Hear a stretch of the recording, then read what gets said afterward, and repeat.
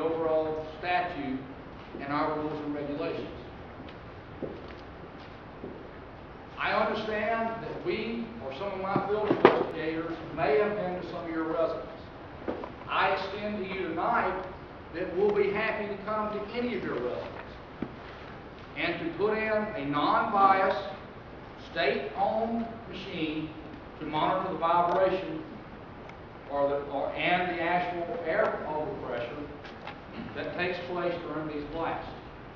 Keep in mind, we are limited. We only have 6 machines for the whole state of Georgia. But I have indicated to Representative Flood here that I am dedicated to the fact that we'll be more than happy. And we just asked a little bit of a process to be done because we do have a complaint process that you contact our office. I can give you numbers that you may call, and I'll do that. Please remind me before I sit down here.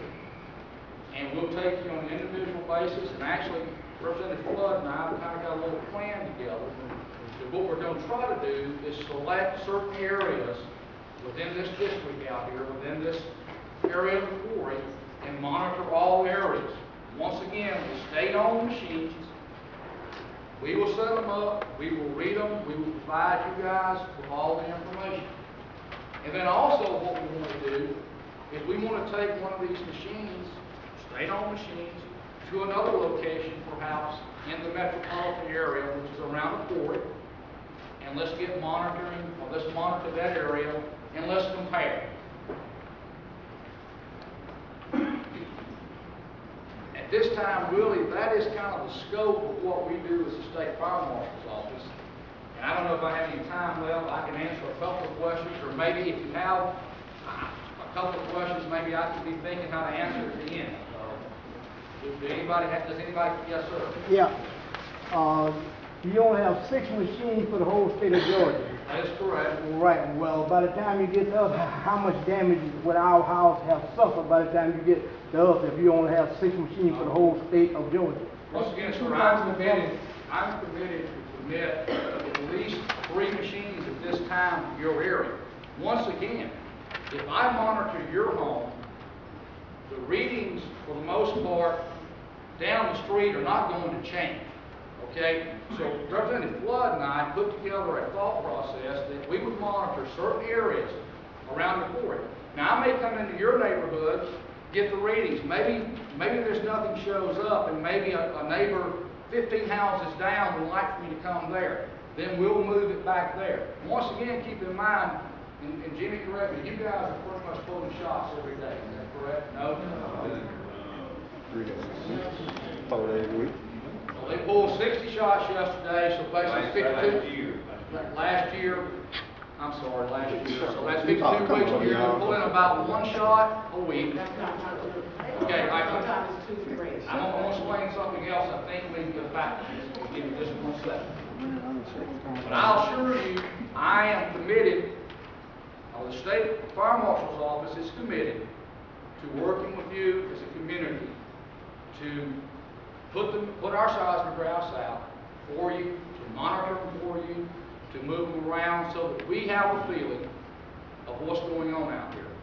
Now, to address maybe your comment, which I understand that you're feeling more blast. Oh, Ms. Callahan? Okay, yes, ma'am.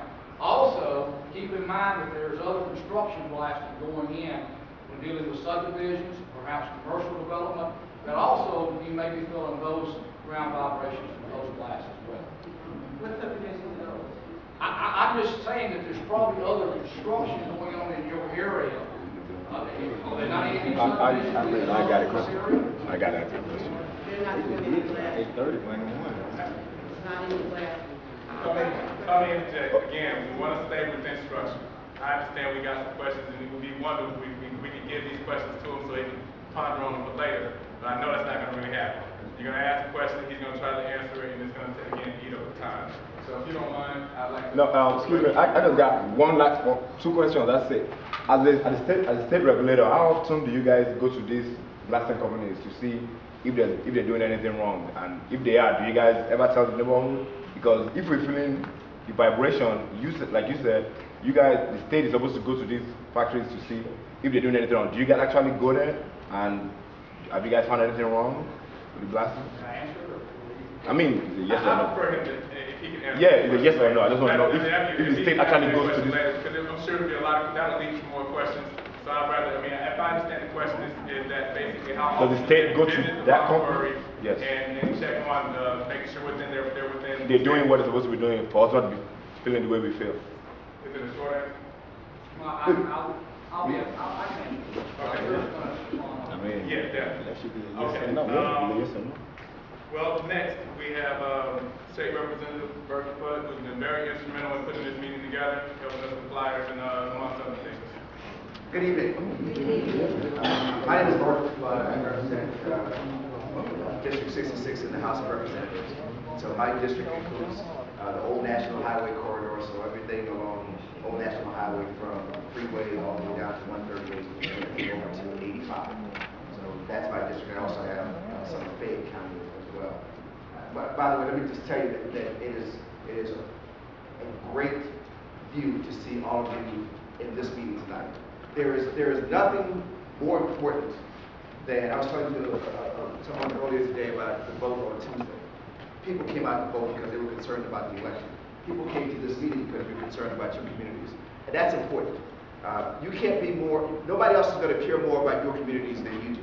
No matter who gets up and says what to you, nobody's going to care more about where you live than the people who live there. And there are lots of people who are willing to help, and we are all well-meaning, but we need you to be as responsible and as involved in whatever solutions are going to be made, and that's good. To see this many people out tonight is a good thing, especially I know that this is not a new issue. This has been around for a long time, and there have been other meetings, and I just am glad to see all of you guys out here tonight to see what's going on.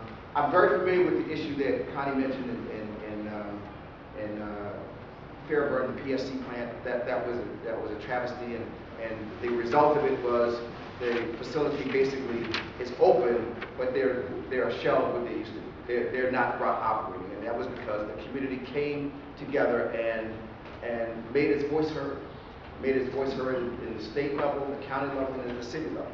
And they took action, and that's commendable. And that's what this community, your neighborhoods need to keep. This is not, by the way, this is not a process that's going to be fixed tomorrow. It took some time. It took people with patience and with perseverance and with the energy to keep the thing going. And one of the things that we saw as a result of it was that we needed to change some state law. And right now, there is a bill, House Bill 965, that does one thing, really two things. Because part of the problem in that situation was when the EPD came in and said there's a problem, they tried to shut the facility down. They closed them on Friday and they opened back on Monday. They didn't fix the problem, they just opened back on Monday. So we're trying to put new law in place so that if a facility closes down because they're not operating within the law, they can't just open up on Monday. They have to fix the problem before they can open up again. So that's one of the things that this group can think about is, I mean, really there are kind of two things that are available to you as options. And I think that we ought to consider two paths. My role and my job is you hire me. I mean, when you go to the polls, you elect people in the city, or for here, for the county, for state, and for federal positions. So you basically hire those people who are now your representatives. And my job is to represent you in the state legislature. And so the issues that are important to you are the ones that I need to carry forward to make sure you get the kind of answers that you deserve. And that's what I'm committed to doing. And so there's a couple of things that can be done. Mrs. Stevens mentioned that we talked about doing some analysis, because I mean, I've seen some of the damages that are in your home. Now, I'm not a structural engineer, but I lived in a house about 10 years ago that was built in 1895 in Los Angeles. Built in 1895, that house withstood at least 4 earthquakes, and it had less cracks than the houses that I saw last Saturday riding around with a chain going into some of your houses. So a house that was in Los Angeles, built, it was over 100 years old, and had been shaken by earthquakes, several of which, the last one was in 1990, just before I moved, and There were no cracks in my foundation, there were no cracks in my sidewalk, there was no cracks in my, my drywall. Actually, I didn't have drywall, I had plaster. So, and even,